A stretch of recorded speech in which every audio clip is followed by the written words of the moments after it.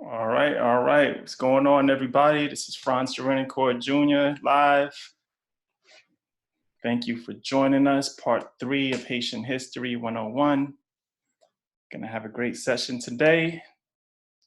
Hopefully everybody is doing well, being safe, and ready to learn, ready to share, and all that good stuff. Who's getting cabin fever yet? Man, this is crazy. But, making the most out of it. All right, so we still have a few minutes before we get started. So we're gonna let the people log on, but we're gonna get started at 1 p.m. on the dot because again, like yesterday, we have a lot to share today. We're gonna talk about a lot of different points in Haitian history that pretty much shaped, where Haiti is today. So I'm excited about this session today. So thanks for everyone for continuing to support and join this webinar series. I'm having a lot of fun doing it. Hopefully everyone is getting something out of it. That's the whole point. And, we could stay informed and know a little bit more about ourselves. The more we learn about our ancestors, the more we learn about ourselves, right? So that's the whole point of history, understanding the past so we can correctly guide our future. So we're gonna get started in a few. Like at 1 p.m., I'm just gonna mute myself real quick so I could go through a few of these notes.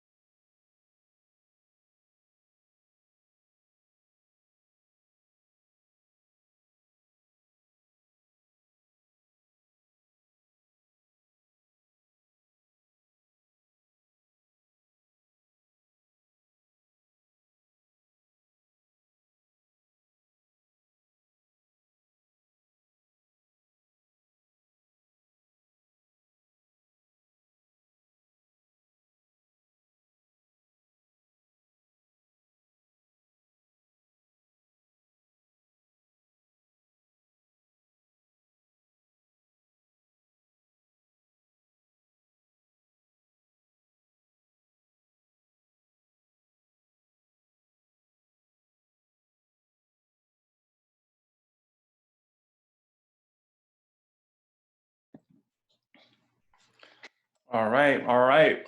We're about to get started in a few minutes. Haitian History 101 live.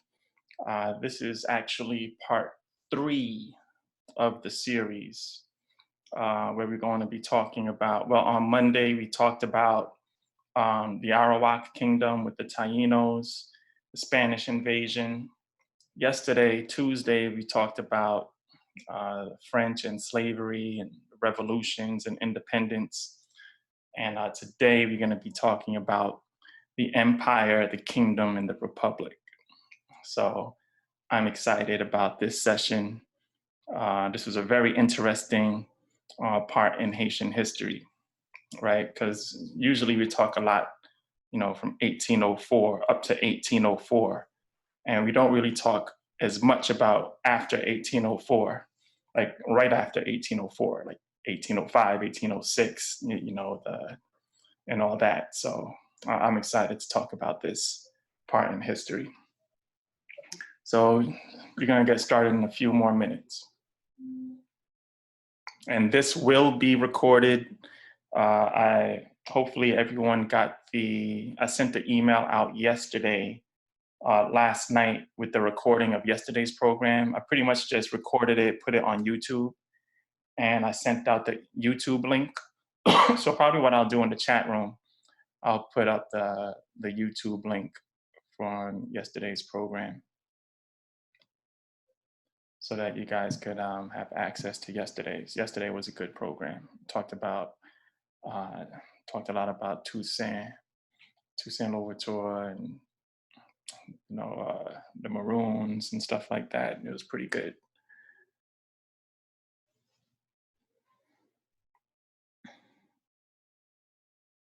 So just somebody remind me to share that link, because I'll have to go back and find it somewhere and post it.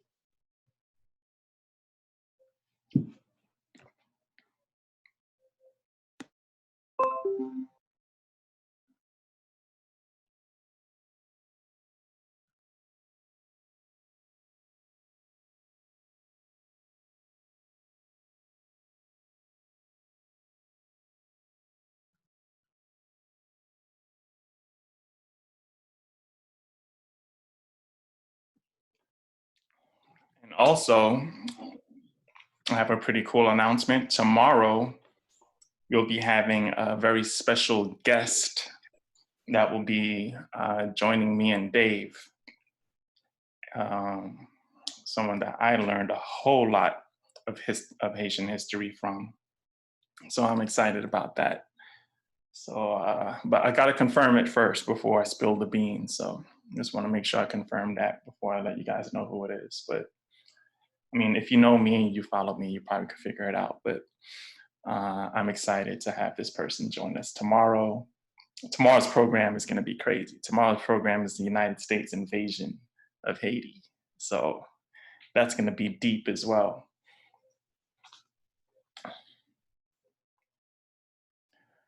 All right, I think it's 1 o'clock. So since this thing is going to be recorded, I'm not gonna wait for anyone else to join us. So I'm just gonna go ahead and get started with the program this afternoon. So first of all, welcome everybody to this Haitian History 101 webinar series. Been having a lot of fun doing it for the past 3 days or so. Well, this is the third day, just sharing a lot of the history. Obviously, Haitian history is my passion. I write books about it, and I have a lot of fun discussing it, talking about it. And so, with everything that's going on in the world today, with this coronavirus pandemic, and people being quarantined, and people being afraid to leave their houses and stuff like that.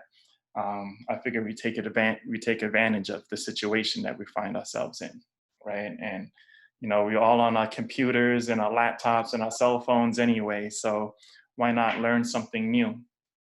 And I especially geared this for people of all ages and all people, right? So there are a lot of students that are on watching this. I've got a lot of great feedback from students from elementary school, middle school, junior high, high school, all the way up to us adults, and I've been enjoying sharing this information. So let's go ahead and get started with today's session. Let's see if I could. All right, perfect. All right, so here's the schedule so far. So on Monday we went over the Arawaks and the Spanish invasion. Unfortunately, I'm a rookie when it comes to this stuff. So like this online webinar stuff. So I bungled it and I wasn't able to record that session. But yesterday we talked about slavery, the revolution, and independence. I was able to record it. I downloaded it and it's on YouTube right now. So I'm gonna share the YouTube link in the chat session at the end of the program, so that you guys, if you were interested, you could go and take a look at that program from yesterday. And today we're going to be talking about the Empire, the Kingdom, the Republic. That's going to be fun. Tomorrow we're going to be talking about the US invasion of Haiti, and Friday, the dictatorship and democracy in Haiti. So all great subjects. And of course, I'm Frantz Derenoncourt, the guy on the right with the hat, born and raised in Brooklyn, New York. Shout out to all my New York heads that's on today. And you know my story. I don't have to go too deep into it, but most of you know my story. If there's anybody on here for the first time, born and raised in Brooklyn, New York. Both my parents are born and raised in Haiti. They immigrated to the United States, and pretty much, started getting really interested in the history of Haiti, to the point where I started writing children's books about different events that happened and different people, heroes and sheroes of the Haitian Revolution. And I'm having a great time. And my co-host, I believe, is on right now, my boy Dave. Dave, you on? Sure, I am. Can you hear me? Yes, indeed. I hear you loud and clear. Right. So why don't you go ahead and give a quick introduction for yourself before we get started? Hello, everyone. Greetings from Haiti. As I've mentioned the past 2 days, Frantz and I met while I was working at the Haitian Embassy in DC. I've since left DC and returned to Haiti, where I'm focusing on running a nonprofit organization called Basketball Tips Up for Youth. We use sport basketball as a tool to mentor and educate Haitian youth. As a person who's passionate about Haiti's history, when Frantz reached out to me, I definitely felt it was a no-brainer to join him on this adventure. So a pleasure to be with you all. Absolutely. That's my main man, Dave, reporting live from IET. So, all right, man, you ready? Yes, sir. All right, indeed. So Haitian History 101, the Empire, the Kingdom, and the Republic. Okay, so yesterday's session, we left off with independence, right? January 1st, 1804, the Battle of Vertier in Vertier in November 18th, 1803 was sort of like the final death blow of the French that was dealt by Dessalines and, Capois and the rest of the Haitian warriors. Christophe pretty much defeated the French, sent them back to France, and we became independent. We had a Declaration of Independence, and January 1st, 1804 is recognized all over the world as Haiti's Independence Day, right? So I just wanted to share a little something that was cool. So this is actually a copy of part of the Declaration of Independence, and like some of the signatories that were there and signed the document. So I just had to blow it up, like one part over here, and you could, it's kind of blurry, but you could kind of see right here, Derenoncourt. So yeah, I just want to share that I am a time traveler, and I was side by side with Dessalines, and he wanted me to put my signature on the Declaration of Independence, and how could you say no to Dessalines? So that's what I did. So I'm on that document, but of course I'm joking. But it was very, very cool. And this is when I found my surname on here. That was one of the things that kind of launched me into, learning all I could about Haitian history, right? Because I felt like my bloodline was right there on the front lines of fighting for independence of the country. So that was just a little cool fact. I mean, I don't have too much to say about it, but I just wanted to share that with you since we're talking about the empire today, right? And the Declaration of Independence. So I thought that was pretty cool, for me at least. Yeah, I would add, Frantz, in terms of the Declaration of Independence, that only 2 copies of the original printed version exist, and both of these copies were discovered by the Duke University postgrad student Julia Gaffield at the National Archives in the UK in 2010 and 2011. That's right. Yeah, I remember when that happened. That was recently, right? Yeah, That wasn't 10 too years long ago ago. about, yeah. Yeah, absolutely. Where did she find it again? It was like in England or The London National somewhere. Archives of the UK, yeah. Yeah, absolutely. Mhm. So that was really cool. That was a major discovery, and that was awesome. So very cool. So now we're going to be talking about the Empire of Haiti, and I know on your screens right now you see these 2 blocks of black and red, but this was actually the flag of the empire. Like the empire's colors, national colors, was black and red. So I just wanted to share that. I know we like do like a lot of blue and red and stuff like that, but that kind of the blue and red flag is kind of associated with the Republic of Haiti. Yeah, I would also add to France before that, of course, the first Haitian flag was created on May 18th, 1803 in the town of Arcaille. And as the story goes, Dessalines and Pétion were present there, and Dessalines took a blue, white, and red French flag and tore the middle white part and had his goddaughter, Catherine Flon, sew the blue and red together, and that was the flag that was used throughout the revolutionary period from that point on in 1803 up until Dessalines, with the start of the empire, instituted the black and red flag. Absolutely, 100%. Right. So that's kind of like where like we kind of jumped a little bit with that flag, but we jumped like because the empire wasn't established until later on in 1804, like towards the end of the year. But yeah, absolutely what Dave said was on May 18th, 1804, 1803 was, the battle flag, which we ripped out Dessalines, like, pretty much what Dave said. And that's what I have here with Dessalines and the flag in the background. So let's jump into the empire. So once the battle was won, January 1st, 1804, now the generals at the time, there was a lot of them that signed that Declaration of Independence. They all voted and they agreed that Dessalines should be the leader, like the next pretty much the governor general of, the new independent state, right?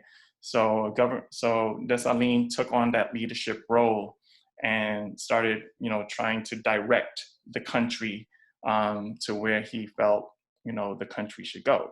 He was pretty much the first head of state of independent Haiti, right? And later on, he in October, like I mentioned a little bit earlier, talking about the flag, he became emperor, right?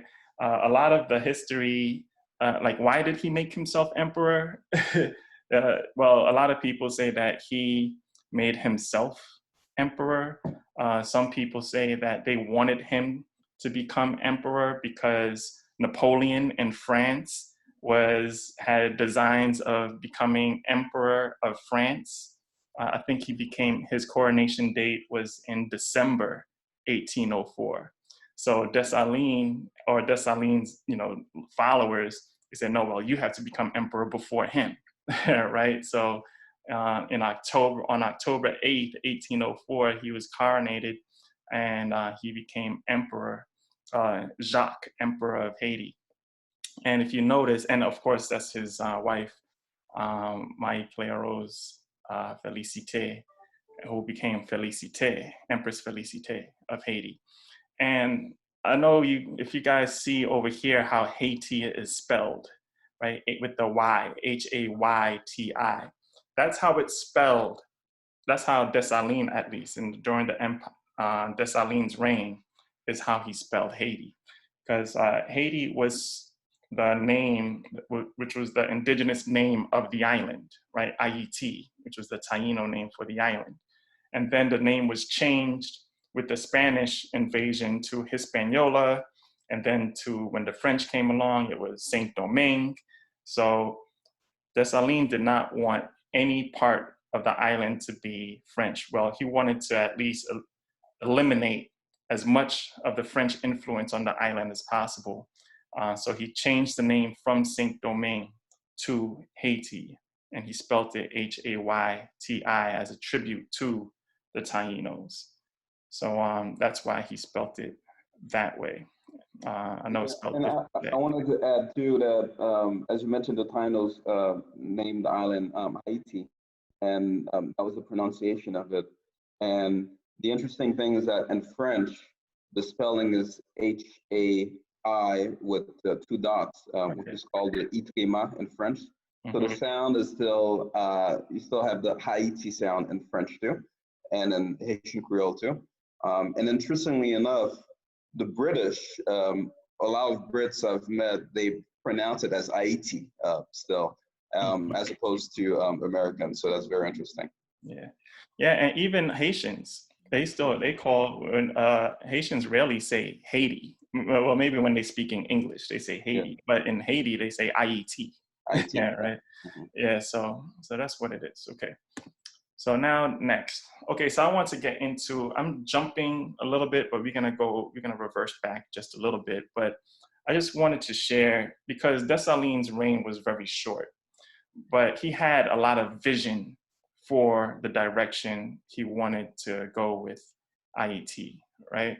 So in 1805, he made this constitution, right, on May 20th, 1805, which incidentally, May 20th is Toussaint Louverture's birthday, right? It's very funny when you look at the dates that a lot of these things happened. It always seems like something correlates with another date. Like none of the dates are random, right? When you look at different points in Haitian history and you see a date, there's some significance with that date. It's never a random date. So this constitution was promulgated on May 20th. Some say that it was the second constitution because if you remember yesterday, I mentioned that Toussaint created a constitution, even though Saint-Domingue was not independent at that time. So it's not really the first Haitian constitution, but Toussaint was going towards independence, even though it was still a colony of France. So it doesn't really count as the first Haitian constitution. So this 1805 constitution seems to be the first one. But a lot of the different articles that I pulled out of the constitution, I mean, it just lets you know the way Dessalines was thinking, right? For the direction of the country and for his people, right? And all of this is based off of, Dessalines was enslaved, right? I mean, he belonged to another person. He was legally the property of another person, right? And then he went all the way from being a slave to becoming an emperor. So some of these things, like if you take a look at, no person is worthy of being a Haitian who is not a good father, good son, good husband, and especially a good soldier, right? Fathers and mothers are not permitted to disinherit their children, right? Like he's trying to put back together the family structure, right? Which was torn apart during slavery, right? He understands the importance of a father and mother in children's lives. No white man can own property, can set foot on this territory with the title of master, right? The Haitians shall henceforward be only known as Blacks, right? The crown is not hereditary. So even though he was an emperor, what that tells me at least is that he doesn't want it to be an empire that's based off of his bloodline, right? So you have to be worthy in order to lead this country, right? Which is different from how a lot of European countries go. Freedom of worship is tolerated, right? So there wasn't no ban on voodoo, whatever you wanted to worship, you could worship. The national colors, black and red, like I showed on the first slide. And at the first firing of the alarm gun, the cities will disappear and the nation rise. You know, so all of these things in this constitution just demonstrates, you know, how Dessalines thought at the time and the direction that he wanted to Haiti to go in. All right, so as far as the empire, a lot of people say, like, why would he choose to become emperor? Why did he want Haiti to be an empire? So it wasn't just that his name was emperor. It's not that he wanted to just be emperor because it sounded cool. He actually envisioned an empire for Haiti. Like if you take a look at this map right here, and you see Haiti right here, Haiti is now a free, independent nation which abolished slavery, right? And everywhere, and this is 1804. So everywhere around here are colonies of the powers in Europe, right? So there's slavery happening all around Haiti, Cuba, Jamaica, Puerto Rico, I mean, all over the place.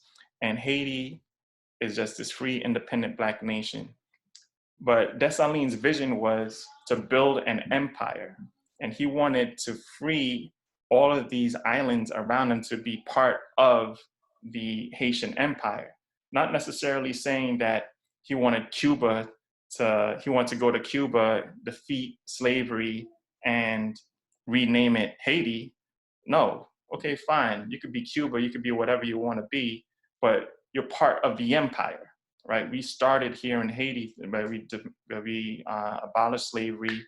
Now we're independent, and we want that for everywhere around us because we're all safer from the European enslavers if we all form as one, right? So, yeah, I mean, and it didn't just end right here in the Caribbean. I mean, it was pretty much a worldwide vision all the way to Africa, right? He wanted to eliminate the colonialism in Africa as well.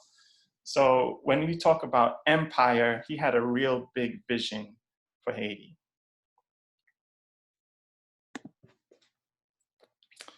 And he wasn't just talking it, right? He was actually he was providing help to wherever he saw people that were fighting to be free, right? So down in the Venezuela area, Francisco Miranda, right? He was in a fight. He's a revolutionary out of Venezuela, South America area, fighting against the Spanish forces, right? Trying to free their people from oppression and slavery. And he was looking for help. Dessalines was there, right? Came, they had a go-between, and he provided Miranda with assistance to go help fight his revolution in South America, right? Miranda wasn't successful, but the person that came up after Miranda, Simon Bolivar, was successful in fighting against the Spanish and freeing a lot of the South American territories. So he wasn't just talking about it; he was walking the walk and trying to implement his plan to eradicate slavery across the world. Yeah, I would also add, Frantz, in terms of Miranda, that he landed in Haiti, and Jacmel in particular, in 1806, and Haiti provided him with two ships, the Bee and the Bacchus, and their crews returned to Venezuela to attempt to liberate Venezuela from Spanish rule. And while he was in Haiti and Jacmel, it was actually at that moment that the future tricolor flag of Venezuela, Colombia, and Ecuador was first created and raised actually in Jacmel, Haiti. Awesome. Very cool facts. Yeah, man. So definitely, even to this day, this bust of Dessalines, this is in Ecuador, I believe, right? So Dessalines still gets a lot of respect in a lot of those countries for the help that he gave them in their liberation efforts. So he's well respected all across the Caribbean, South America. So another thing that was interesting, that I found in a lot of my readings and stuff, was that he had designs of, well, not designs. There was a couple of instances that I read, where Christophe did this, but whenever slave ships would come into Haitian waters filled with human cargo, he would approach the captain of these ships, or like, go to the captain of these ships and purchase the cargo and free them in Haiti with it, and they would become Haitian citizens, right? There's evidence that Christophe has done that, but it was actually in Dessalines' plans in order to do this as well. That was another part of his empirical designs. So, I mean, I just thought that was fascinating, right? Yeah, I would also add, Frantz, it's actually part of the Constitution that any enslaved African person who reaches the shores of Haiti, they automatically become free. Absolutely. Right? Absolutely. And this is, I mean, this is the person that Dessalines was, right? So a lot of people, they talk about the tyrant, the savage Dessalines. And yeah, he may have been that on the battlefield, right? But that's what happens, like these types of things that he's doing as far as his empire and purchasing slave ships and, turning their cargo into citizens, Haitian citizens. I mean, only a person who has gone through the life that Dessalines has gone through would even think about doing things like that, right? So that's why, to me, Dessalines gets a huge amount of my respect for his vision, his ideals, that he was trying to implement at the time of his reign.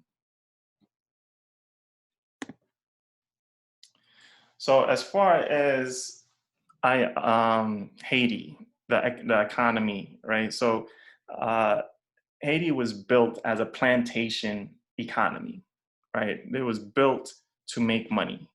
It was built by their agriculture, which was large plantations all over the territory, right? And that's just the way it was built. So in order for the state, the new independent state or the empire at this point, to keep going, then he had to keep the plantations going. And that's just the way it had to work out. So even although a new system called the counterplantation system was implemented with Toussaint Louverture, where the laborers, the former laborers of the former enslaved Africans that were on the plantations, they had to, once the revolution started and the rebellion started, they all rose up. Well, most of them rose up and they started fighting. But once freedom was won, then they pretty much had to go back to the plantation in order to keep the economy going, right? And so Toussaint Louverture was like, okay, well, here's how we're gonna do it. You guys have to go back to the plantation, but you're going to be able to share in the profits. So the formerly enslaved Africans, now they're called, cultivators. They were able to share, I believe it was 1/4 of the plantation output that they would keep. And, but they had to stay on the plantation. That's the only way they could go. That's the only way the state could go in order to survive. And once Dessalines took over, he kept that system going. And he actually ruled that system with an iron fist, right? A lot of the cultivators, they were pretty much tied to their plantations, right? Where they couldn't move from plantation to plantation and stuff like that. So it was kind of reminiscent of their conditions prior to the revolution. So not everybody was happy with it. I mean, it was way better than slavery, obviously. But I think a lot of the cultivators, their dream of freedom was, let me get my little plot of land and I'll make enough for me and my family, and maybe, make a little bit more. I could sell at the market and I'll be happy. But the state couldn't survive that way, right? So they had to keep the crops coming in from the plantations to sell on the market so that they'll be able to survive. And Dessalines had to implement that system in order to keep the new independent state going.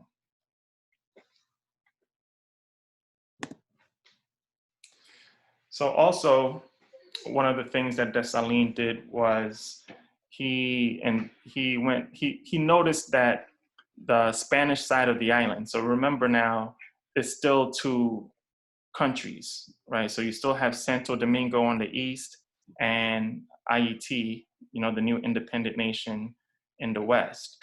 So that was not an ideal situation for Dessalines, right? Because he just kicked the French out of the country. A lot of the French already went to hide on the eastern side of the island in the Santo Domingo area. So he felt that uniting the island, just like Toussaint Louverture did, he felt that uniting the island would keep it more safe, right? So that enemies couldn't enter on the ports on the eastern side of the island, make their way through the interior where Haiti was strongest.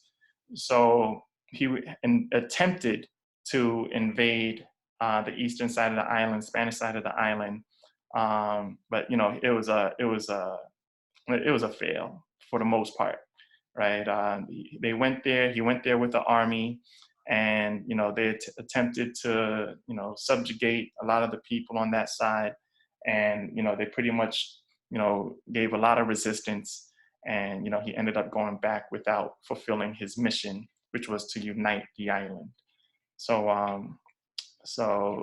the plan of, well, Toussaint did it, right? Toussaint did it, but that was when it was the colony. Saint-Domingue was still a colony.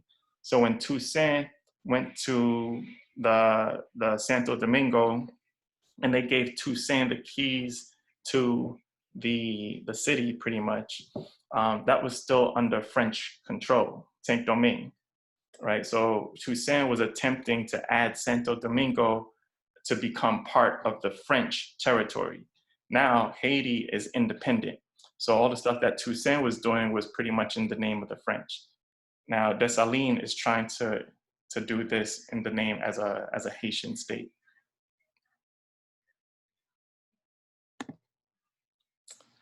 Now a lot of us have heard of this, right? Especially recently, the 1804 massacre of the French population in Haiti. This actually just became news not too long ago. I think it was maybe about 1 or 2 years ago in Brooklyn, where they were trying to rename a part of Nostrand Avenue in Flatbush, Jean-Jacques Dessalines Boulevard. And I remember it was all over the news. They're like, oh man, this guy's a genocidist. He killed all these white people. How can we, name a street even though this whole country is named after Columbus, right? But anyway, the 1804 massacre pretty much happened soon after independence, right? I believe independence January 1st, the French, the 1804 massacre was like in that spring, like April or so. And pretty much Dessalines, after independence, allowed the French to leave, right? Even Rochambeau, right? The French general who murdered thousands of Haitians cold-bloodedly, allowed him to get on a ship and leave the island, right? So, but there were some who felt that, like Toussaint, he's like, well, maybe, he has a little bit of Toussaint in him and would allow us to stay here, get our plantations back, and we could just live here, and be Haitians and stuff. But the problem with that was Dessalines did not trust them, right? And I don't blame him, to be honest, right? And the reason I don't blame him is because look what happened to Toussaint, right? After Toussaint took control of the island, he put a lot of the French white population in positions of power. And as soon as they saw Toussaint was weak, right, and the French were coming to reinvade the Saint-Domingue, then they all ran from Toussaint and ran to the French side, right? And now they're his enemies. So Dessalines is not dumb. He saw this happen right in front of his face. Dessalines was Toussaint's right-hand man.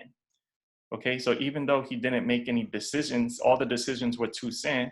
Dessalines is a loyal soldier, but he's not dumb. He's seeing how they double-crossed and betrayed Toussaint Louverture. So okay, I'm not, so now he's in charge. He's going to leave, let you leave. And the ones that stayed, they met a different fate than the one that Toussaint gave them. So the numbers have been overblown. I've seen a lot of different numbers of the massacre, but it was a massacre, right? It was part of the war, though, right? So I've seen numbers from 1,000 to 5,000. French were massacred. A lot of people say that it was a general white massacre. It wasn't, right? Dessalines had a lot of Polish that were actually in his army as personal guards at times. The British were safe. Americans, from United States, were safe. A lot of different other white nationalities were safe, but the French he did not trust. And I guess he let them know it as well.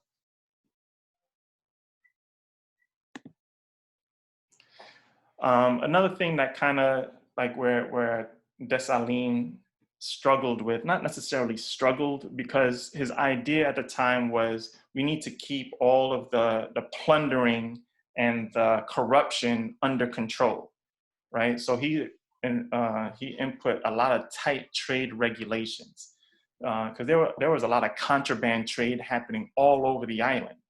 And when things leave the island without properly being taxed, then the state loses money.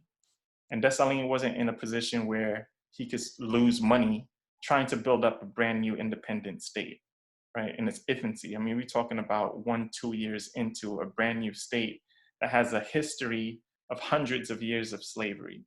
So, but this kind of rubbed a lot of people the wrong way, especially different whites and the mixed race mulattoes of the land, because they were the ones that were merchants that were dealing with different countries. And now when Dessalines imposes all these different taxes and, you can't export this item. In fact, there was one story in the south of Haiti where there's the wood in Haiti, they call it campeche, right? It's a wood, a tree that grows in Haiti that's very valuable.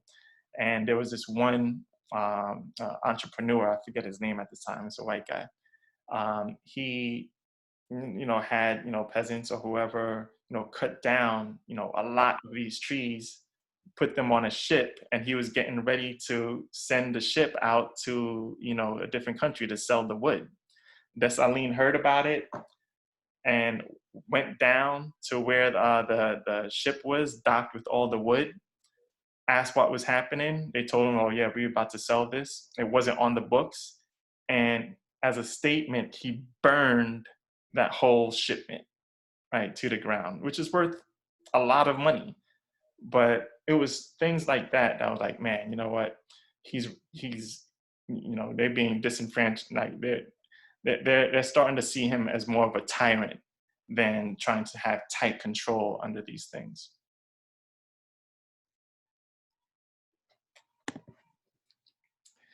Now, here's the thing where a lot of the population, the population that were landholders, which was mostly the mixed race population and the white population, but mostly the mixed race population, the mulattoes. The land reform that Dessalines was trying to implement. A lot of the former landowners fled the country after the revolution was complete, right? Well, after independence was won, a lot of the landowners left their land. So it was almost like a grab, right?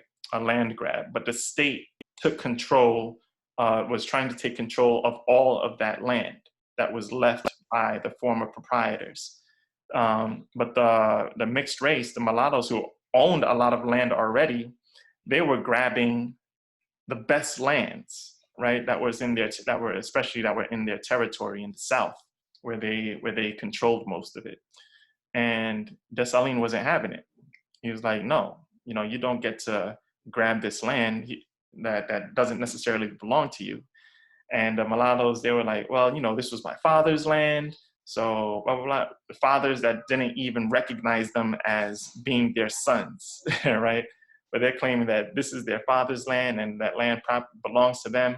So Dessalines was like, okay, well, let me see the land title. They didn't have any land titles, for the land that they were trying to grab. So Dessalines started putting strict measures and land reform control, and started, confiscating land. And that was sort of the straw that broke the camel's back, so to speak, with the mulattoes. I would also add, Frantz, that, in reference to what you mentioned regarding the mulattoes saying that the land was the property of their French white fathers, Dessalines famously replied to them, and those whose fathers in Africa those whose fathers are in Africa, well, they have nothing. All right. That's right. Right. So, it's not only those whose fathers are white and French who should have land, but also those who are Black and whose fathers are in Africa. They should also have land. Absolutely, 100%. Which is one of the reasons why I love Dessalines, right?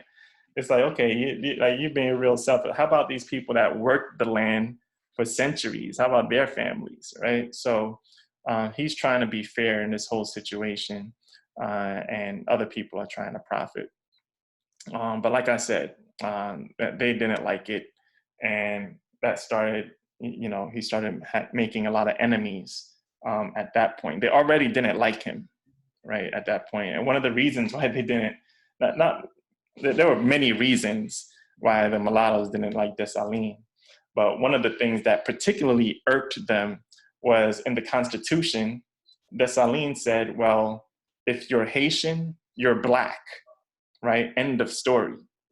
And it's funny, like in mulatto history, they've gone through, spent much time trying to figure out how much percentage of their blood was white, right? They had like over 100 different names for like mulatto, quarteroon, and all these other different names, like up to like over 100 different names, depending on how much Black blood you had in your veins and how much white blood you had in their veins. And they took that very seriously, right? Like if you had 98, parts, if your blood was 98 parts Black and, your friend's blood was, 60 parts Black, then you had an advantage over him, right? Because you have more parts white. It was ridiculous, right? So now here comes Dessalines saying, enough with all of that. We're throwing that away. Everyone is Black. How about that? Right? So those are little things like that that particularly irked these, these mulattoes. So he started making a lot of enemies. And when the land reform stuff came, then that's when they were like, okay, well, you know what? We have to do something. So over here, we have Alexander Pétion, we have Jean-Pierre Boyer, and I believe this is Etienne Jean. And these were sort of like the powers, the mulatto powers at the time. Rigaud had died, right? So these guys are like the new elite mulattoes. And they were pretty much plotted and planned. And they came to the decision that Dessalines had to go. So there's a lot of different versions of this story, right? I've heard at least 3 different versions about the assassination of Dessalines. That there was a rebellion happening in Port-au-Prince. Dessalines went to crush the rebellion, and he was ambushed by a group of mulattoes. They shot him off of his horse and all that stuff, and assassinated him there. I heard he was at Pétion's. He was invited to Pétion's home to talk, and they gave him poison or something. He was assassinated there. This painting is actually from my boy Kervin Andre. Again, shout out to A Comics Art. This is one version that he had in here. Yeah, so this is obviously Pétion's house, right? There he got this painting of Pétion like up here. Yeah, Pétion there. Yeah, a couple other guys. This is, I believe, supposed to be Christophe. He always paints Christophe in green. But you know, there's a bunch of different versions of the story. But at the end of the day, he was assassinated, and on October 17th, 1806, and that was pretty much the end of the empire, right? I think this is his wife. And who was involved? Well, you know, obviously, you know, you see this painting that I put up here is he's being assassinated in Pétion's home, right? There's some say that Christophe was also involved.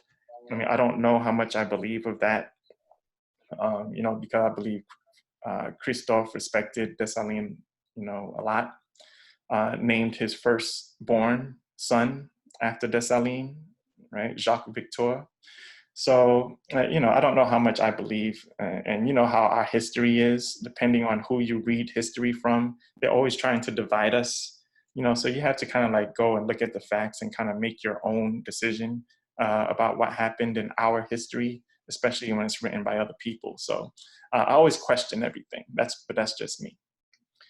All right, so now that's the death of the emperor.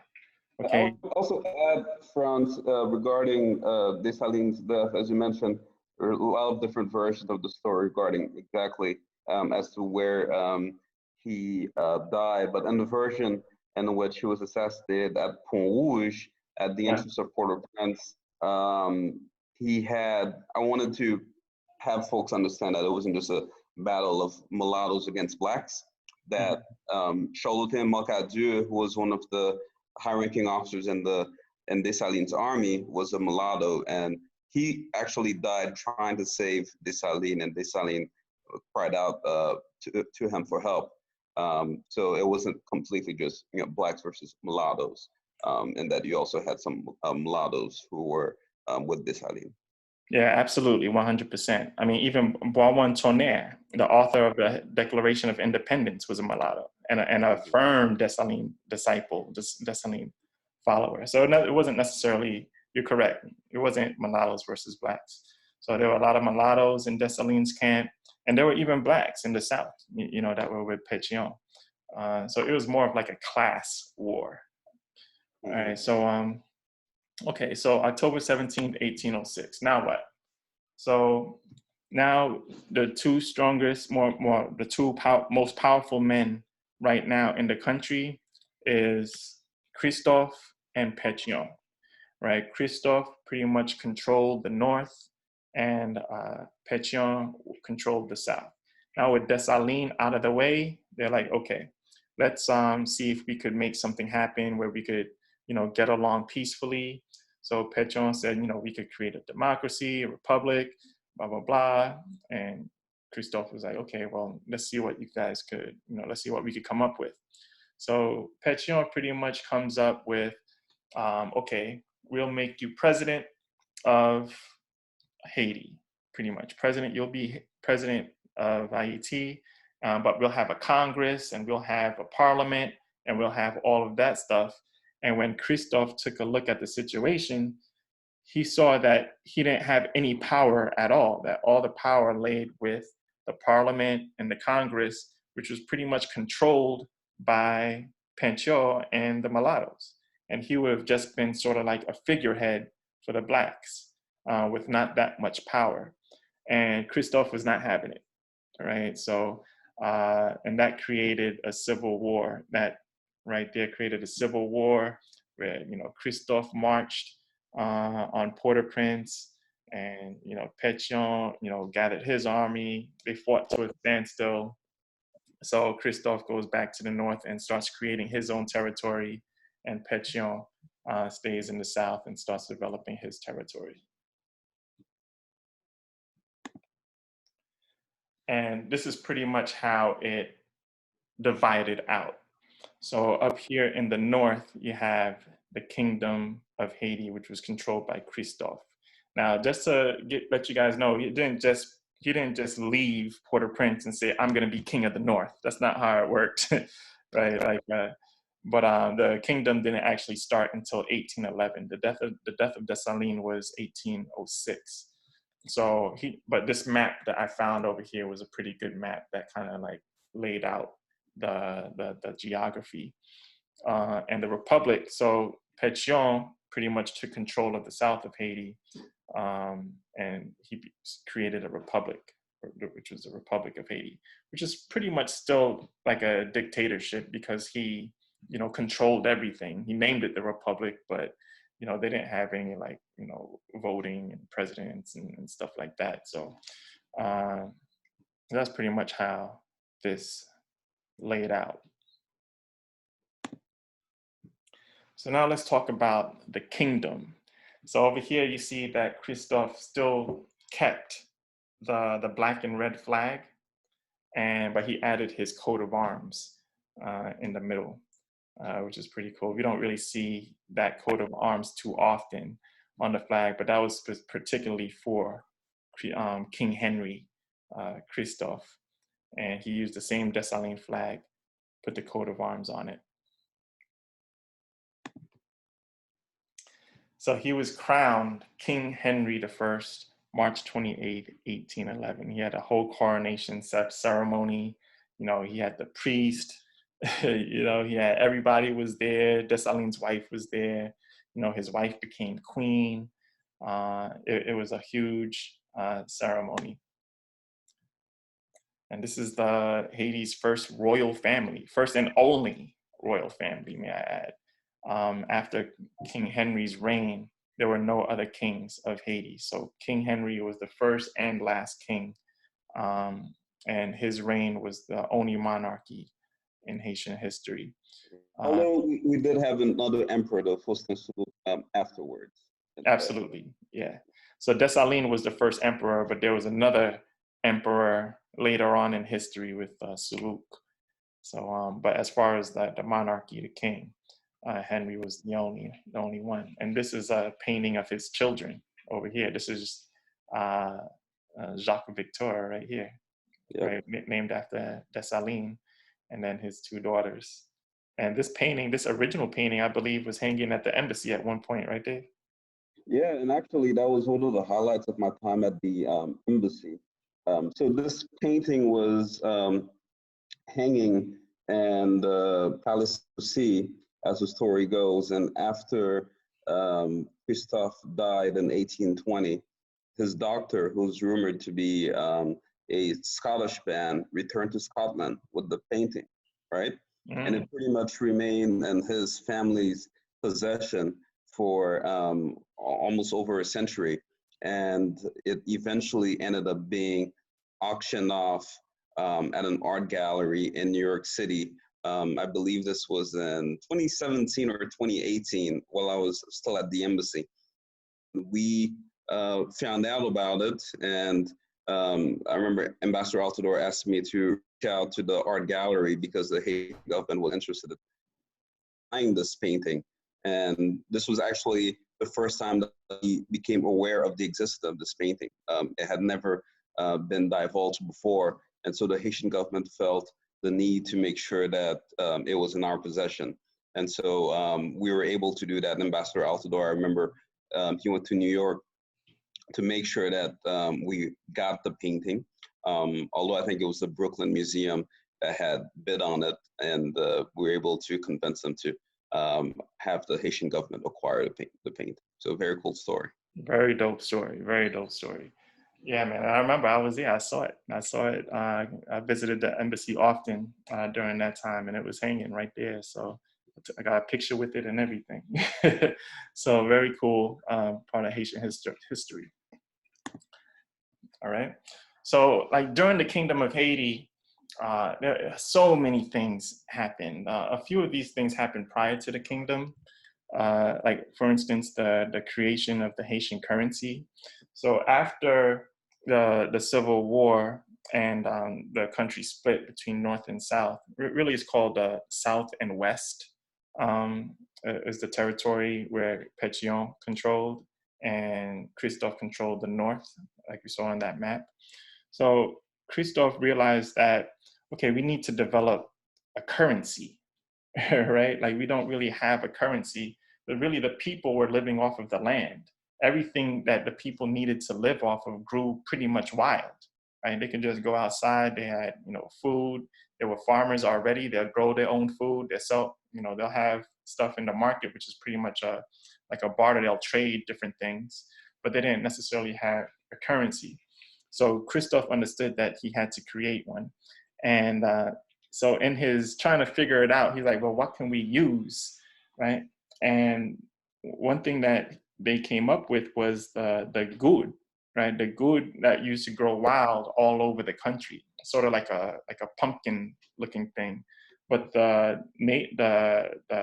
peasants or the natives, not the natives, or I call it, like the population would take these wild growing goods and they'll make things out of them. Like they'll make like water pitchers or utensils, all different types of things that they would use to live, right? So Christophe was like, you know what? This is something that's a necessity for Haitians. So he pretty much confiscated all of the good that was growing wild all over his territory, and he pretty much said that this is state property, right? So he sent out his army to go confiscate all of the good that was around. If there were fields that was like just had tons of good, he'll send his military out to guard those fields, and it pretty much became state property.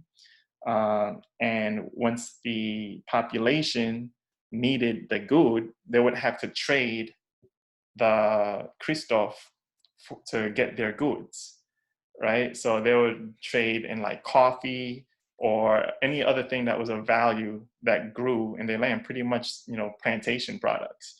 And he put a price on the good.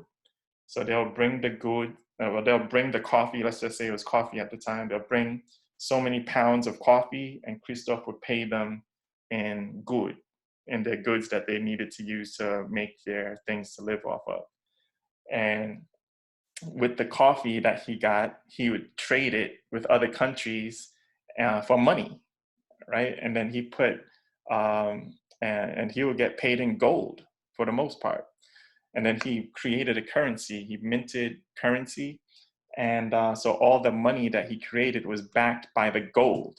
So he created a currency that was backed by gold, by the use of these goods, and the population bringing in, coffee and, indigo and all the other type of subsist crops that would grow wild in the country. So I thought that was genius, right? But Christophe is pretty much a genius anyway. And once the kingdom started, he created hundreds of schools, right, all over, schools of arts, schools for technical training, to all different types of training. Because at this point, the population was illiterate. There were no schools. They were banned from going to schools. In the north, it was the larger majority of the Black population, African origin population. In the south was more the mixed race mulattoes. A lot of the elite mulattoes were trained, went to school in France and stuff like that.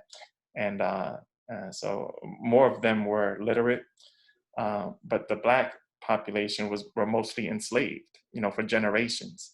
So he understood the importance of education, created hundreds of schools all over the kingdom.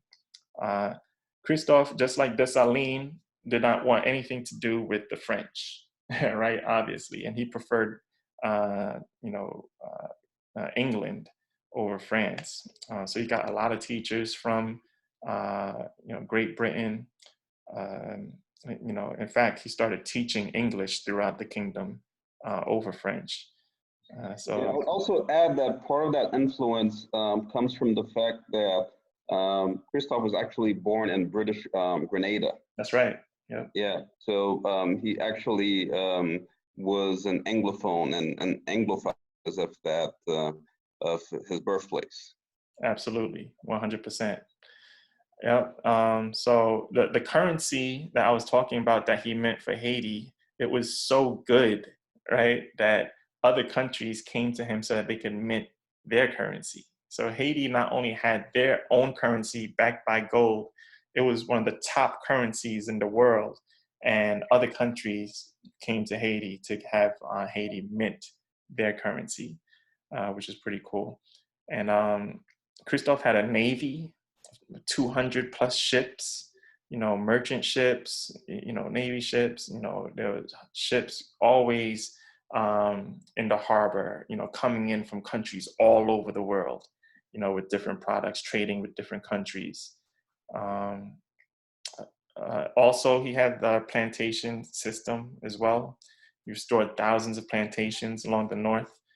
In the north was where the best plantations were, like during colonial times.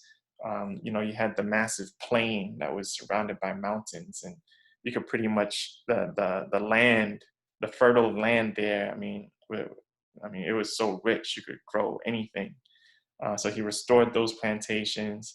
Of course, he had people working on those plantations, on that, counter plantation system that I talked about. So a lot of his subjects were not happy because Christophe ruled with an iron fist, right? So, but the country was, his part of the territory, the kingdom was very rich at the time. And it vastly exceeded the wealth of the republic where Pétion was in charge of. And the name, he renamed Cap Français. Actually, Dessalines renamed the capital too. Was it Cap? The Dessalines renamed after independence, and then Henry Christophe renamed it only after he became king.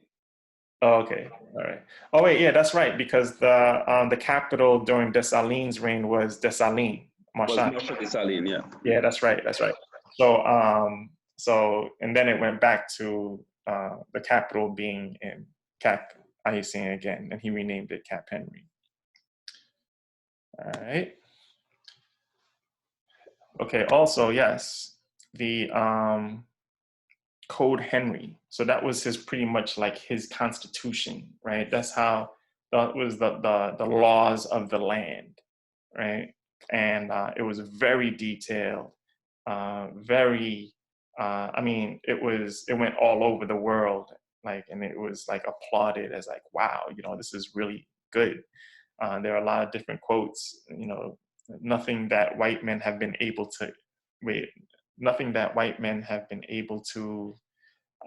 as this thing is getting caught up, is equal to it. So pretty much these types of laws that he had were so visionary, and so ahead of its time, and that's how he was ruling. And you could tell, if you even go in the north of Haiti today, you'll see a lot of Christophe imprint in the north of Haiti. The monarchy even had its own newspaper, right? The Gazette Royale d'Haïti. So, Christophe was a believer in spreading news about what he was doing all over, right? Not necessarily propaganda, but he wanted to publicize, what he was doing. One of his main missions was we're not only, we're equal to everyone in the world, because everyone at the time of this, you have to remember, slavery is still happening in a large part of the world, right? Colonialism, slavery, all that stuff is happening while there's a kingdom, a thriving, wealthy kingdom that's in Haiti. So Christophe wanted to let people know that, we're just as good as Black people as anyone else, right? And that was his main mission. He wanted to prove to the rest of the world that we're just as good as the next person, right? If not better, right? We can do anything that anyone else can do. So he had his newspaper, and it would go all over the world, right? Not just in Haiti, all over the place. So people knew what was going on in Haiti. And a lot of you knew that know about this place, the Palais Sans Souci, in north of Haiti, in Milo. One of his many palaces, right? But this is the palace that he, I believe, spent the most time in Milo, Haiti. But he had palaces all over the place. But man, I wanted to get, right now the palace still stands, but it's kind of like in ruins. So I want to try to find a picture of what it used to be, like in its in the time where Henry was living there. But I've heard so many stories that, I mean, it was, a sight to be seen, like inside and outside.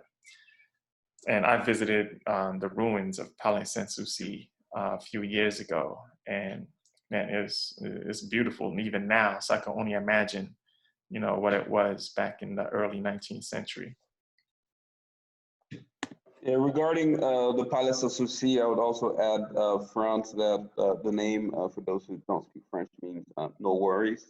So it's a That's palace right. of no worries.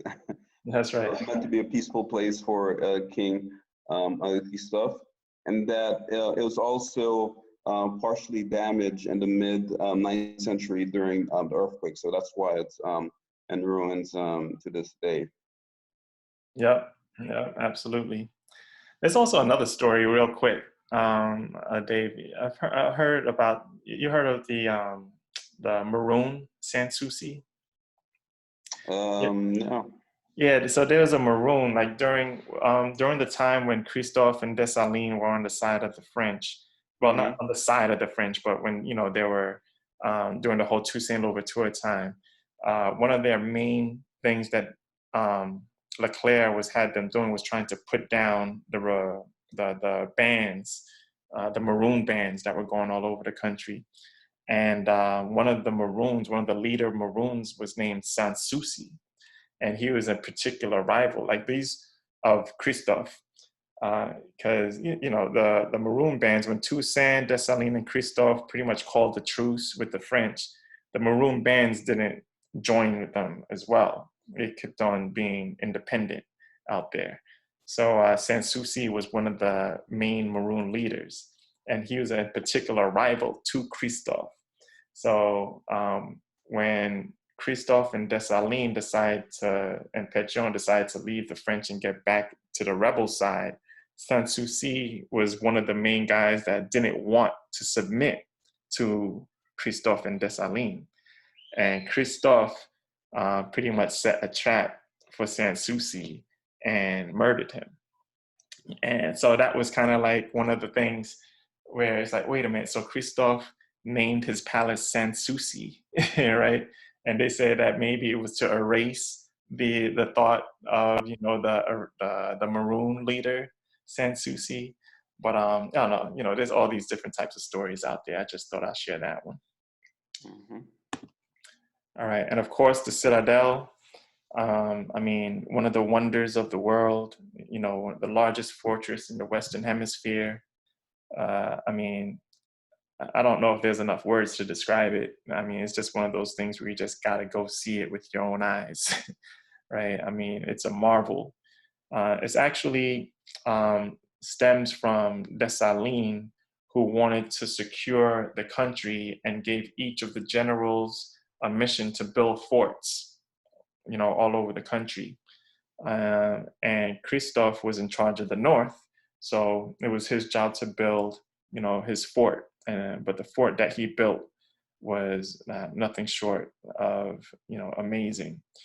Uh, I mean, it sits on top. I think it's like 3,000 feet above sea level. I mean, it's huge. And the crazy thing about it was it was never used, right?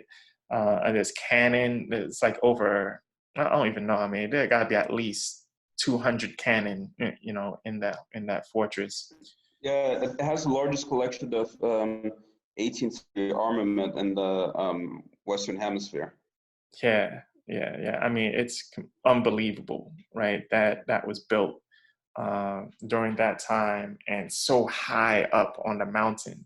I mean, we had to ride like the little buicks, the little donkeys to get all the way up there. Um, and it's one of the, I believe at one time it was listed as one of the wonders of the world. I believe it still is, but definitely if Yeah, you and, get, yeah. I was going to say that actually in 1982, both the Sanssouci Palace and the Citadel were designated as UNESCO World Heritage Sites in 1982. awesome, awesome. Yeah, so definitely if you ever go to Haiti, make sure you visit the Citadel. It still stands today. All right, so now here we come to August 1820. Um, Christophe, yeah, suffers a paralyzing stroke, right, in August 1820 at this church. I couldn't find like any type of illustrations or paintings or anything like that of that time, so I just decided to use some pictures of when I went to the church. There's actually a painting of him on his bed after his paralysis at the embassy. Oh, really? Actually, well, there was actually. I think it probably was taken down after they revamped the art collection. But there was a painting from Galerie Monet there up until 2019. Oh, okay. I don't think I ever saw that one. That's interesting. So, So you just never noticed. I guess so. But yeah, but I actually went last time I was in Haiti. This was in Limonade, right? That's where the church was, and this was the church that we visited where Christophe had the stroke, and they even had like a little placard. It's kind of hard to read, but it shows like the date and everything when he had his stroke at that church, and it paralyzed him pretty much like from the waist down, and he was unable to walk. So you can only imagine, like Christophe he wasn't a small guy, right? So part of his intimidation was his size, right? So now, not being able to walk, a lot of his enemies at the time, especially in the South, saw opportunities, to take advantage of his weakness. Yeah, pretty much what I say here, right? So the South, this is not an actual picture. This is just some picture that I found on the internet. But the South pretty much takes advantage. And they start, spreading out rumors that the king is dead or the king can't walk or whatever. And now is the time that they pretty much spread rumors all around his subjects, right, in the Northern Kingdom, who were like maybe on the plantations. I mean, just in order to build the Citadel, it took, I believe it took 20 years to build, right? Like 15 or 20 years, and over 20,000 people to build it. And pretty much they had to carry stones. The Citadel was built from stones from the damaged plantation homes on the plains, right? So just imagine walking these stones up the mountain to build this huge fortress. So a lot of his subjects, they were not happy with his rule. So now they see that he's weakened. The South takes advantage of that, and they say, well, now you don't have to be slaves to this tyrant anymore. Blah blah. He's pretty much dead. He can't walk. He's a lame duck. Let's go get him. And that's exactly what happened, right? The South pretty much raised a rebellion, and they start to storm Sanssouci Palace, and there were no battles, right? Like at that point where Christophe, all of his subjects were pretty much against him at that point, because they saw him as a lame duck. So they all got together. They stormed Sanssouci Palace, which is probably like around the time where that painting was taken, right, Dave? There were a lot of different. Could you? I mean, if you could imagine like all of the things that were in there, paintings, artifacts, all types of different things in that palace that were probably looted and all over the world at this point. I mean, we still don't know where King Henry's crown is. I'm sure there were like a lot of jewels and all different types of paintings that were in there that nobody knows where that stuff is today. So, so they stormed Sanssouci Palace with Christophe still in there. So this is October 8th, 1820. Christophe gets into his military uniform, takes out his pistol, and takes his own life. He didn't want to be captured or anything like that. There's a whole story, before that I don't necessarily want to get into because we'll be on here forever. But he pretty much ended his own life October 8th, 1820.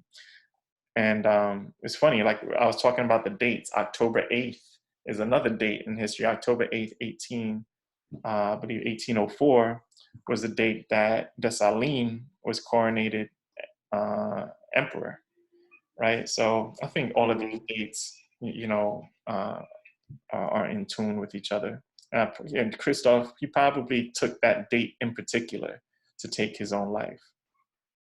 Yeah, I'll also add that in 6 months, it'll be the 200th anniversary of Christophe's death. October 1820 to October 2020. Yeah. And yeah, and it'll also be I believe, the 350th anniversary of the city of Cape Haitian as well too, which was Nice. founded in 1670. Awesome. Yeah. In fact, there was going to be a huge party at Sanssouci Palace this coming October, but with all this stuff going on, I don't know what's going to happen with those plans. But yeah, so that was pretty much the fall of the empire and the rise of the republic. Yeah, before we go into the Republic fronts, also wanted to remind some folks that Christophe participated in the Battle of Savannah that happened in 1779 during the American Revolution. He was about 12 years old at the time, and he was a drummer boy. And it's believed that he was actually injured during that battle as well too. And there is presently a monument in Savannah, Georgia, that commemorates the contributions of the 400 or so chasseurs volontaires du Saint-Domingue, which is the regiment of mixed race and Black soldiers from Haiti who went and collaborated with the American revolutionaries in fighting against the British. Yeah, absolutely. Yeah, and I saw your pictures from when you visited that monument. That was pretty cool. In December. I was so happy to have finally been able to do that. And Christophe, continued to have influence in Haitian history long after his death. And one of the presidents we'll see later on, Pierre Alexis, who was president of Haiti from 1902 to 1908, was actually Christophe's grandson. And Michelle Bennett, who was married to Jean-Claude Duvalier, Baby Doc, and served as First Lady of Haiti from 1980 to 1986, was also Christophe's great-great-great-great-granddaughter as well. Oh, wow. I didn't even know that. That's cool. Yeah. Very cool. Very cool. Yeah. And one last thing about Christophe is that his wife, Marie-Louise David, and the two daughters went actually to Italy in exile, and she lived a really long life, and she died in Pisa, Italy in 1851. So she lived much longer after Christophe had died in 1820. Yep, absolutely. Yeah, and Queen Marie Louise and her daughters, they're all buried like in the same cemetery too. Yeah, very cool. All right, so that's the end of the kingdom. So now we get into the republic. I know I said this thing is an hour, but it's hard to do this thing in 60 minutes, man. So we're going into a little bit of overtime right now, but we probably have like about 10-15 minutes left to go into the to talk about the republic, and then before we take questions, and then I'll take a look at the chat room. I see there's a few things going on in there. So if you remember, the kingdom flag was the black and red vertical flag with the emblem, the coat of arms in the middle, and this was the flag of the republic, right? So now Pétion was pretty much the leader of the republic, but he dies in 1818, I believe. So Christophe, you remember, died October 1820. Pétion died before him in 1818, and his successor was Jean-Pierre Boyer, right? So who ultimately becomes the longest serving head of state in Haitian history, right? 25 years. So Boyer takes over after Pétion and pretty much unites the northern part of Haiti with the southern part of Haiti. So it's united now, and the whole Haitian territory is now the Republic of Haiti. And that starts right after the fall of Christophe's kingdom, right? So Boyer was of the pretty much the mixed race, right? So it was Boyer, Pétion, Rigaud, all those guys from the south of Haiti, educated in France and all that stuff. And at one point, he was exiled when at the reign of Toussaint Louverture. He also was with Pétion and Rigaud when they fled to France after the War of Knives and came back with Leclerc in the Napoleon expedition. But he stayed with Pétion, and then after Pétion died, he became the next president of the Republic of Haiti. And pretty much everything that Christophe built, he pretty much destroyed, right? All the schools that Christophe built, the palaces, everything, right? He pretty much tried to erase the kingdom. I don't know why he would destroy the schools. I didn't know what all of that was about, like his thinking. But it's sort of like how Trump always talks about Obama, trying to end everything, that Obama was trying to create. And that's how I feel about like the whole Boyer Christophe situation. And all the progress, everything that Christophe was trying to build pretty much was, that he did build, not even trying to build, that he did build. And not only that, the discipline, right, that the people had. Yeah, they were subjects and they were under harsh rule, but there was also a lot of discipline in the people. And Christophe was like a perfectionist, right? He wanted to get the most out of you. And he was hard on his subjects. So once the kingdom fell, they kind of rejoiced. But then the republic kind of fell into sort of like a stupor, so to speak. So one of the first things that Boyer did, I mean, Boyer gets a lot of heat. He did do a lot of different things, though. One thing that he did was he annexed Santo Domingo, right? So he united the whole island. So what Dessalines was trying to accomplish, he actually did in February 1822, where he pretty much marched into Santo Domingo with 50,000 soldiers. But there was very little resistance because at this point, the Santo Domingo, they wanted someone to kind of like come in and take charge, right? At one point, they called it Spanish Haiti, right? They were going to either join Colombia and call like Gran Colombia, but part of the major part of the population, like the heads of state, said, you know what, we'd rather just stay here and have Haiti, come in and control. So in February 1822, pretty much Boyer goes into the country, into the capital, and he's handed the keys to the city, and the whole country pretty much becomes Haiti. And sort of like Spanish Haiti and Haiti, right? But it's all under the rule of Haiti.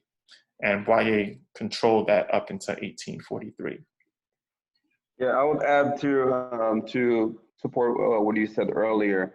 When Boyer arrived in Santo Domingo, actually, he was quoted as saying, "I have not come into the city as a conqueror, but by the will of its inhabitants."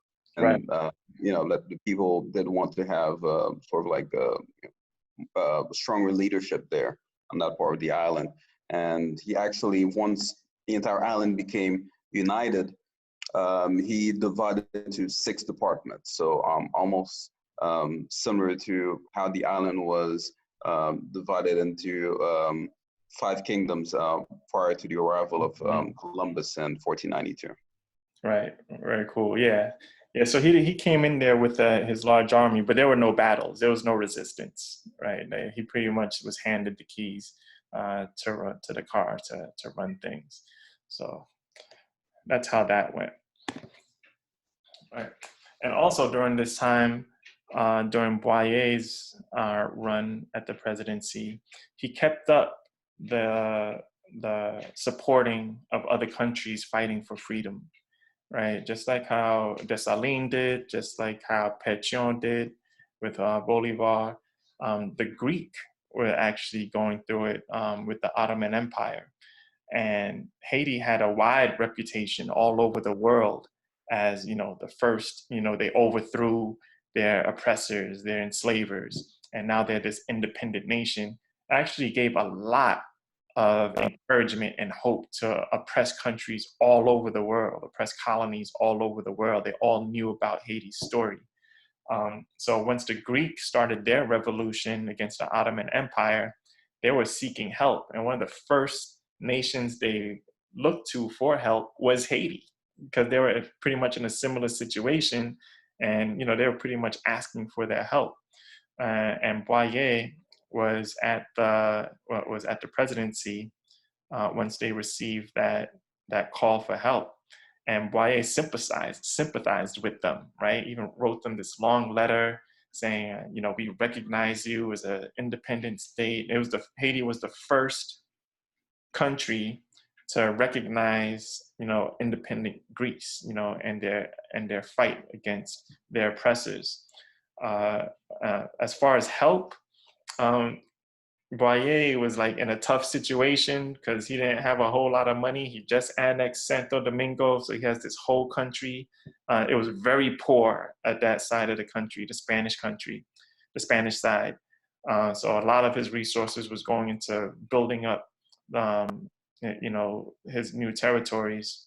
But there are stories that he didn't send them men and money that they asked for, but there are stories that he sent them 25 tons of coffee to sell so that they can get money to help fortify their arms and food and stuff like that. So he did help. He did do all that he could to help them in their revolution. Yeah, I would also add that there's a story too. It's not fully confirmed, but there's a story that allegedly there's a ship of about 100 Haitian volunteers who sailed off to Greece to go help in the fight against the Ottomans, and that this ship was unfortunately boarded by pirates in the Mediterranean, and those Haitian fighters, never reached their destination. Yeah, I heard that one too. Yeah, absolutely. So they were trying to help, what I mean? But they did all they could to support. But that's just the spirit of Haiti, right? Like, we understand what you're going through, and we're going to try to help. We believe into that. We believe in that fight, and we're going to do everything we can to help. So Boyer actually carried on that tradition.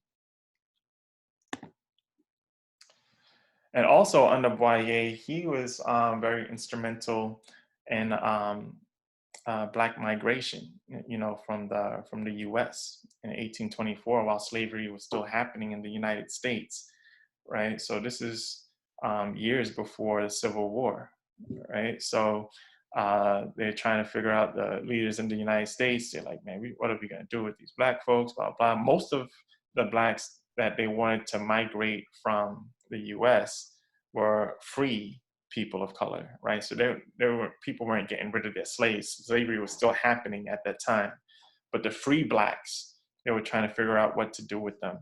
So Boyer actually took another note off of Dessalines' handbook, and was looking to have oppressed Blacks that were in other countries come to Haiti and be citizens, right? And help build up the country.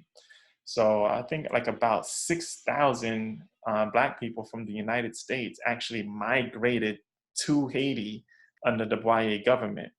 Unfortunately, a lot of them didn't stay, right? A few of them did stay, but Haiti was still very poor at that time, right? So they're looking around, they're like, I don't know if this is gonna work out. So a lot of them came, they stayed for a little bit, but they ended up going back to the United States. But a lot of them actually did stay, where they were free, and free to live the life the way they wanted to.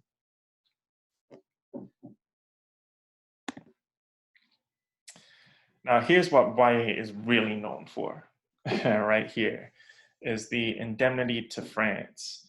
So a lot of us know this story about how in 1825, France was, an agreement was made by Jean-Pierre Boyer, the president of Haiti, in 1825, to pay France for their losses, the losses of their slaves and their land and their trade, in order to be recognized by the French government as a sovereign nation.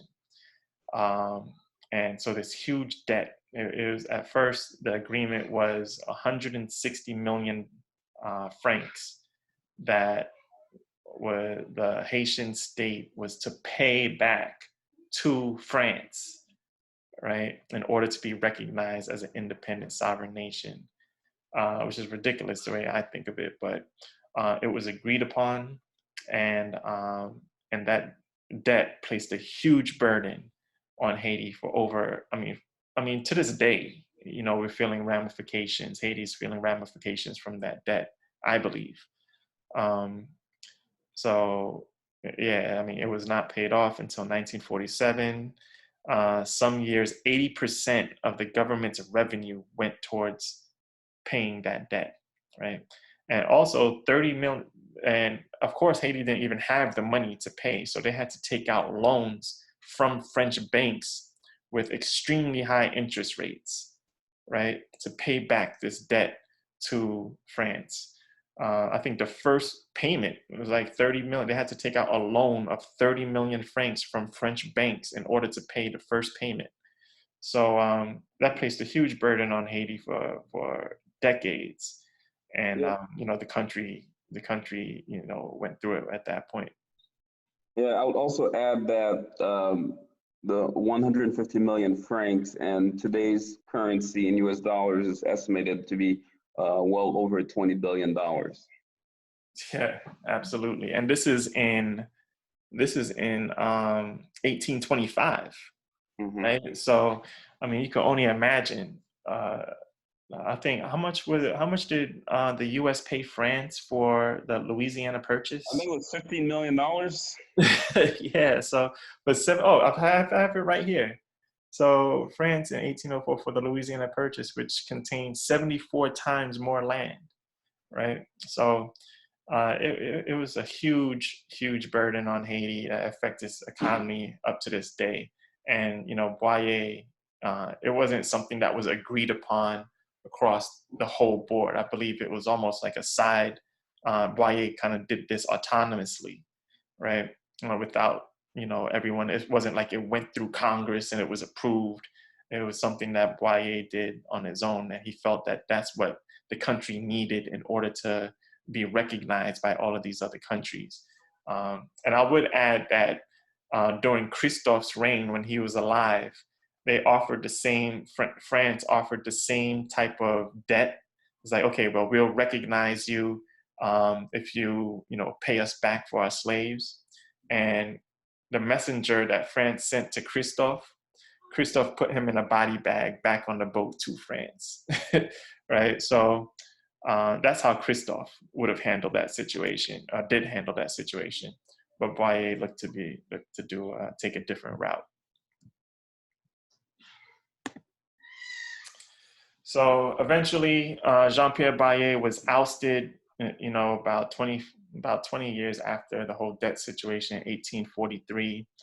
And, he actually went into exile because it was the elite that ousted him out of the presidency.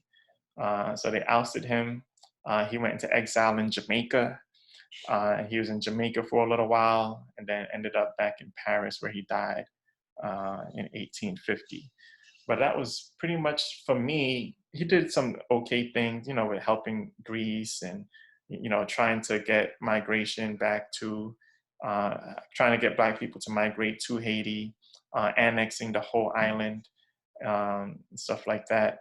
But his legacy to me personally is the debt that he placed on Haiti during that time, which kind of crushed the economy.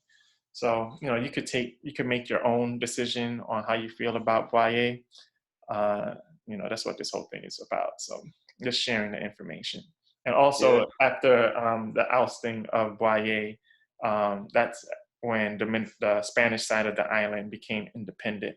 So when Dominican Republic celebrates their independence, it's not necessarily from Spain, it's from Haiti that they celebrate their Independence Day. Yeah, and I would also add, France, in terms of, there's a connection between Pétion and Boyer, especially since it's Women's History Month. It's important to highlight this, that there's an extremely powerful and influential woman named Marie-Madeleine Lachenay, known by the nickname Joute, who was, political advisor and also mistress to first Pétion and then later on Boyer. And so she exerted a lot of influence for a period of about 36 years in Haiti from 1807 to 1843. And she was called the president of two presidents, given how powerful she was. Yeah, absolutely. Yeah, and she died in exile with him, with Boyer, while he was still in Jamaica in 1843 before he went on to Paris. Oh, okay, cool. Yeah, Madame Jude. Yeah, absolutely. Yeah, she was married to Pétion, and then what was she married She was with Boyer? mistress to Pétion, not married to him. And Oh, then okay. it's rumored that she may have married Boyer shortly before her death. Right, but they didn't have any children, I believe, right? Not that I know of. Yeah. Okay. So that was the Boyer term, and pretty much after Boyer, I mean, there's a lot of history, right? A lot of presidents, a lot of heads of state that have come and gone, and I don't want to gloss over all of these leaders because there's a lot of things that happened between 1843 and 1915. But there was so many leaders in between that time that I mean, I have written down here 20 of 22 were either overthrown or died in office, right? So it was an interesting time, right, during that period in Haitian history. But the reason why I stop at 1915 is because our next lesson goes into what happened during that year, which was very significant in Haitian history with the US invasion of Haiti in 1915. So there's a lot of different things that happened between these people, these presidents and heads of state. But I wanted to jump into 1915 because that's another huge event in Haitian history that has shaped Haiti, today. And so I want to get into that. So I think that's it. I think that's it for this session. Let me see. Yeah. So we up to questions. So that was it for that session, guys. I hope you guys learned a few things. We have an amazing history. Let's see if this thing is recording. All right, cool. It's recording. So I could definitely get this up on YouTube. I'll put this up tonight. And so whoever missed it or missed some parts of it or wants to share it with other people, you guys will be able to do it. I'll send the link out on the Eventbrite mailing list so you guys get it. And so, all right, man, let's see if we got any questions in the chat room. All right, let's see. Oh, Fancy, thank you for sharing the YouTube link. Baina Bello, yeah, well, maybe we'll see. We'll see if Baina Bello will join us tomorrow. So that'll be very cool. All right, make sure to like. Thank you. Can I share the Zoom link on Facebook? I'd rather you share the Eventbrite link on Facebook because that way they can RSVP and then I could send them different information. Once they RSVP on Eventbrite, they'll get the link information and other information as well. All right, so I appreciate that. Oh, that's Nadine. Thanks, Nadine. All right, let's see. Probably not. I'd say since you had to sign up through Eventbrite. Okay, yeah, thank you. All right. On the map title, Empirical Designs, what do the colors mean? Let me see. I don't remember the colors. Slide 10.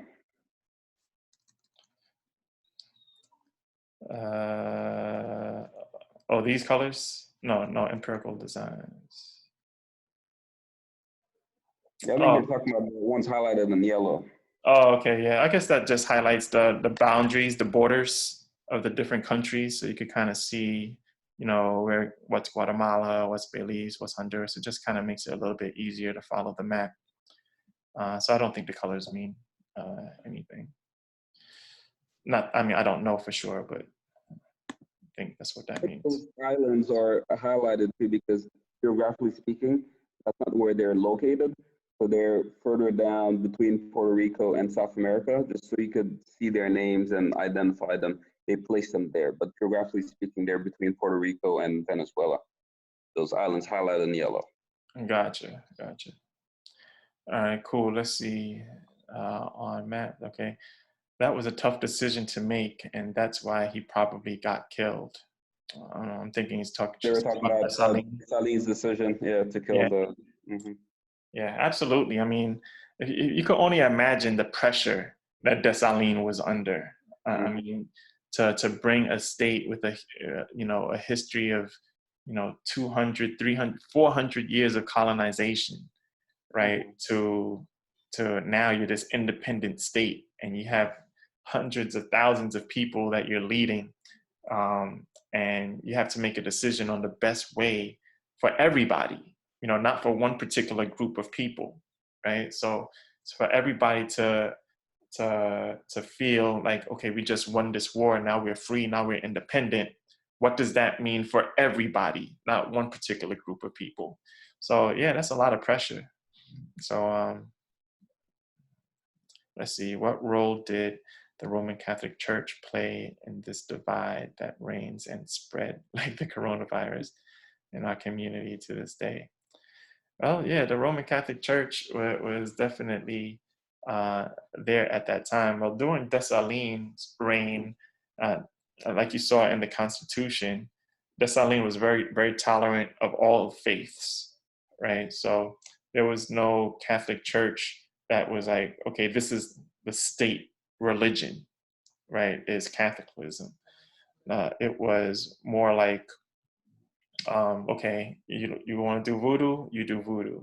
You want to do Christianity, you do Christianity. You want to do this, you want to do that. So he was very tolerant. Like whatever people wanted to do, that's what they were able to do, and there was no state control of the religion. Yeah, and the Roman Catholic Church didn't really begin exerting influence in Haiti until 1860, when the state of Haiti signed a concordat, it's called, with the Vatican. So it was really at that point that the Vatican sort of recognized Haiti as a quote-unquote Catholic country. So they didn't really begin exerting influence in the country before 1860. Yep, very good. Okay, how did Christophe get from Grenada to Haiti?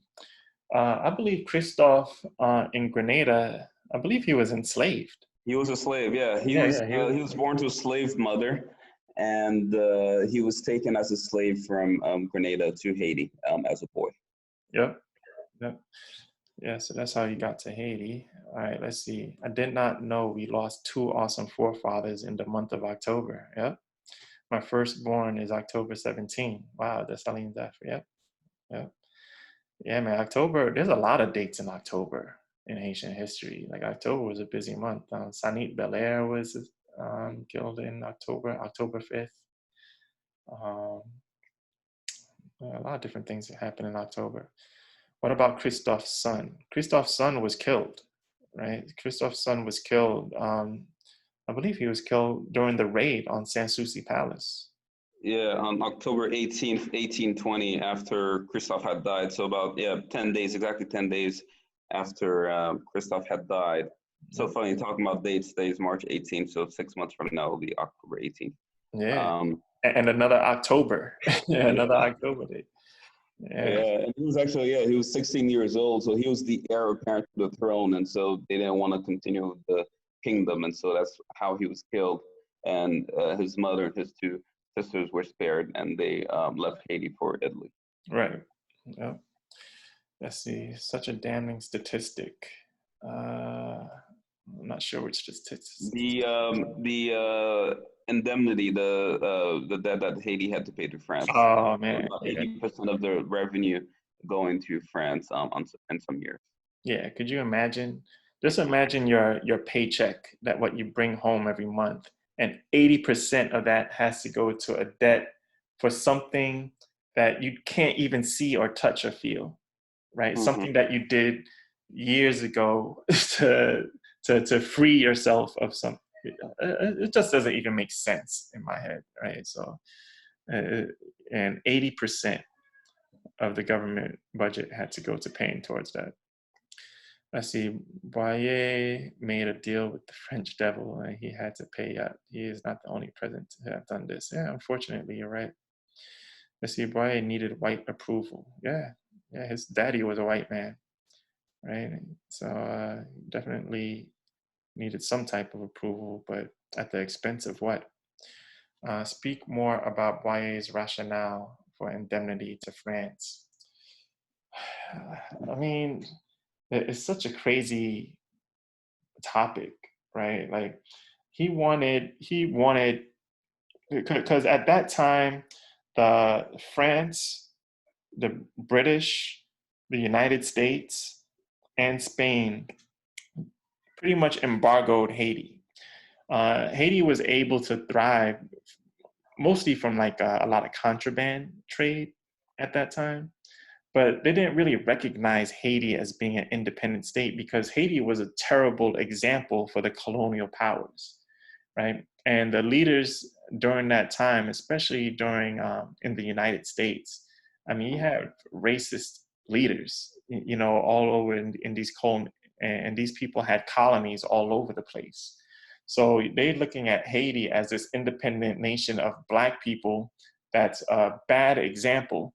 So I personally believe that they made Haiti, like it was an effort The for conspiracy. Haiti to, a conspiracy, there you go, for Yeah. Haiti to fail, right? Like you can't have this thriving independent Black state that overthrew their enslavers, you know, their white supremacy pretty much, and now they're thriving.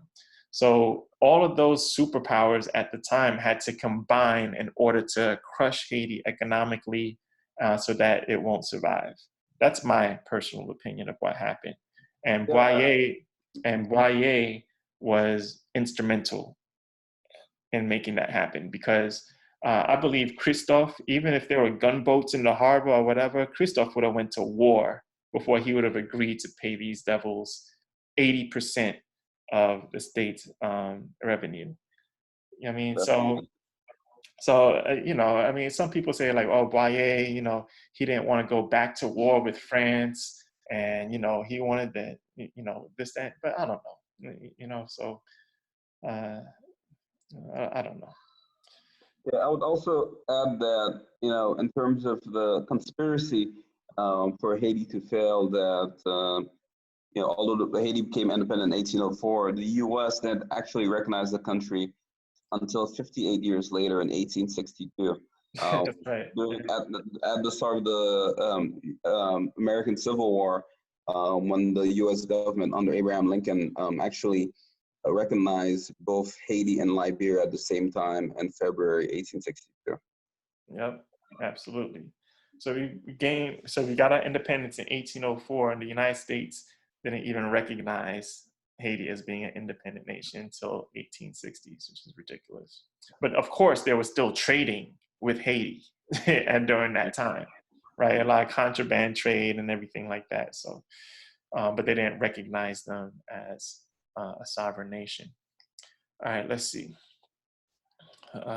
Speak more about, okay, is it true America came to Haiti and changed the Constitution after it was said, written, no outsiders were?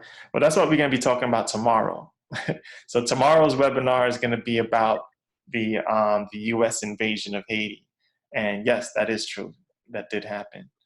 So we're gonna get into more detail with that in tomorrow's session.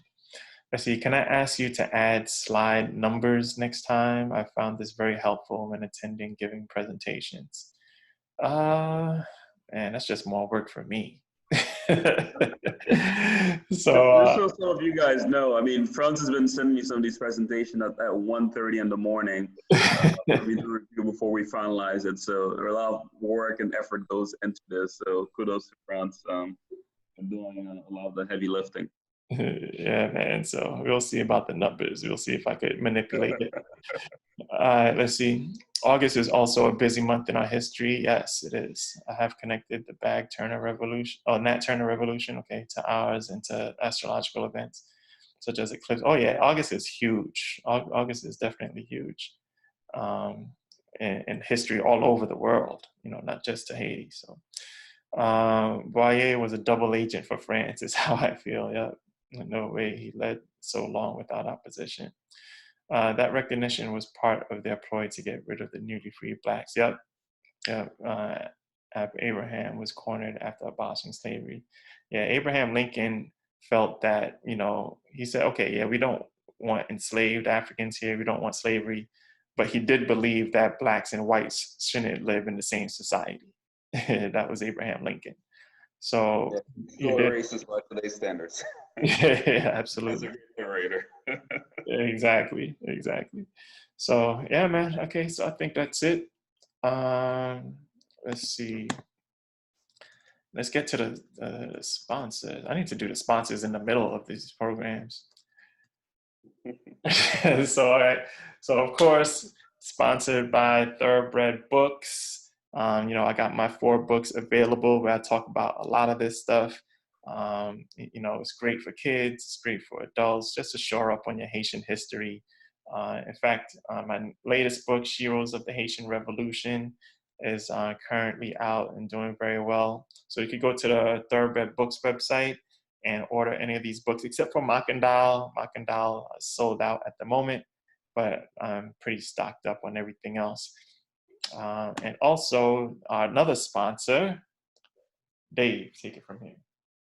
Yes, sir. So in addition to my work with the basketball nonprofit here in Haiti, I have my own production company that produces multimedia projects as a way to educate the world about Haiti and to attempt to change the Haiti narrative globally, while also educating Haitians here in Haiti as well. So I have a number of different projects that we've done, and you could definitely look us up online to see some of the videos and other projects that we've done. Absolutely. So, all right, I think that's it, right? So tomorrow we're back at it. There's only 2 more sessions left. So Thursday and Friday. So definitely log on, same time, 1 p.m., where we're going to talk about part 4, the United States invasion of Haiti. So there's a lot to unpack in that session tomorrow. So make sure if you enjoyed this one, definitely log on tomorrow when we talk about that joint. So, all right, that's it. So thank you, everybody. Appreciate your support. Appreciate you logging on. Definitely support, you know, go to our website, purchase some books, check out Dali Real, see what the great work that Dave is doing in Haiti and all over the place. You know, we're doing this for you guys. Of course, this is my passion. I could talk about Haitian history all day long. So this is fun for me. But also, you know, this is our kind of like our new temporary normal, right? Where we can't get together, but we can still share information with each other. And, you know, let's just keep the education going, right? Just because the kids can't go to school doesn't mean the education doesn't, you know, has to stop, right? So let's teach them things that they're not going to learn in school, right? I know the school sent packets home for kids to do while they're at home, but let's give them some other education that we know that the school system is not going to give them, so that they can be well-rounded people growing up. So, all right, I believe that's it. Thank you so much, everybody. This has been recorded. I'm going to download the link, send it out on Eventbrite, so on the YouTube link, so that we can revisit some of the stuff that we talked about today. All right, thank you very much. Dave, thanks again, brother. Thank you, and thanks to everyone for tuning in, and catch you guys tomorrow. Absolutely. All right, everybody, stay safe and wash your hands. Peace. Peace.